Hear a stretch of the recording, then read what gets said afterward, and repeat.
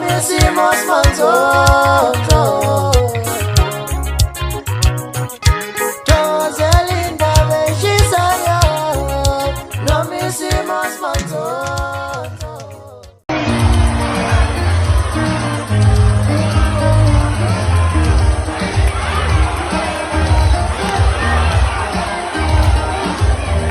Ngubingelele mbukeli kwesimanzonzo, indaba ke ayipheli ke baceka ke utshwala kuye ke uMayogathi njengoba ke efike lapha ke kumbuso wamaciko ngathi ke ushayashayile ke yena ke lapha ke uMayogathi ke inkosi ke kaMaskandi ke eyabekwa yilona ke igcoma elisha mbukeli.